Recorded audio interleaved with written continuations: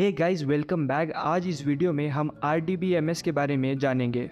इस वीडियो में हम जानेंगे इंट्रोडक्शन, RDBMS क्या है, RDBMS के कुछ की कंसेप्ट जैसे प्राइमरी की, फॉरेन की और रिलेशंस। फिर हम RDBMS के एडवांटेजेस देखेंगे, RDBMS के एग्जांपल्स और RDBMS रियल वर्ल्ड में कहाँ यूज़ होता है। So let's begin.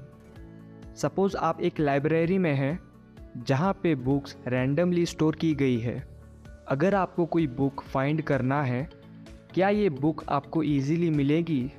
नहीं, क्योंकि आपको हर एक शेल्फ में बुक ढूंढनी पड़ेगी, जो काफ़ी थकाने वाला काम है। अगर यही बुक्स लाइब्रेरी में एक ऑर्गेनाइज वे में स्टोर रहेंगी, आपका काम भी आसान हो जाएगा और आपका टाइम भी बच जाएगा कोई भी बुक को फाइंड करने में। बस यही काम है RDBMS का। चलिए जानते हैं RDBMS क्या है। RDBMS का फुल फॉर्म है relational database management system. RDBMS एक सॉफ्टवेयर सिस्टम है जो मैनेज करता है डेटा को एक ऑर्गेनाइज वे में स्टोर करने के लिए। डेटा को एक टेबल के फॉर्म में स्टोर करता है। अगर हमें कोई पर्सन का इंफॉर्मेशन स्टोर करना है, जैसे नेम, एड्रेस, मोबाइल नंबर, ये एक टेबल के फॉर्म में स्टोर होगा। इसमें जो कॉलम है वो फील्ड को रिप्रेजेंट करेंगे और रोज़ रिकॉर्ड को रिप्रेजेंट करेंगे। चलिए जानते हैं RDBMS के की कंसेप्ट्स को। RDBMS में दो टाइप के कीज़ होते हैं। पहला है प्राइमरी की और दूसरा है फॉरेन की। प्राइमरी की एक ऐसा कॉलम है जिसमें हर एक रो यूनिक होता है।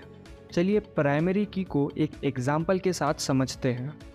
सपोज़ आपके पास स्टूडेंट्स की इंफॉर्मेशन है, जैसे student ID, student name, student mobile number, student blood group.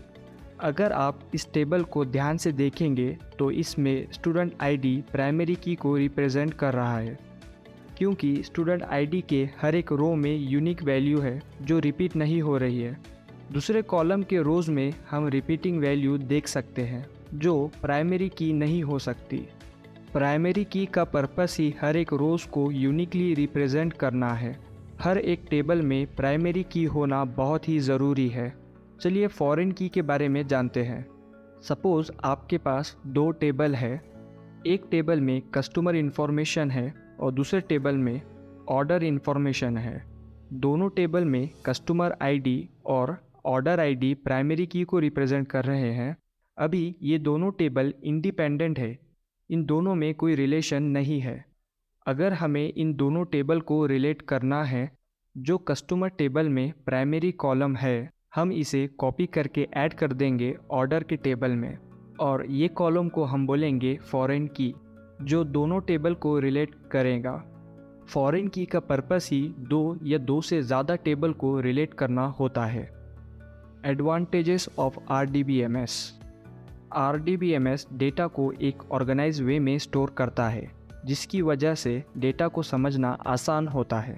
RDBMS एक हाईली एक्यूरेट सिस्टम है जो इंश्योर करता है कि डेटा प्रॉपरली इंसर्ट हो रहा है या कॉन्ट्रडिक्ट कर रहा है या नहीं।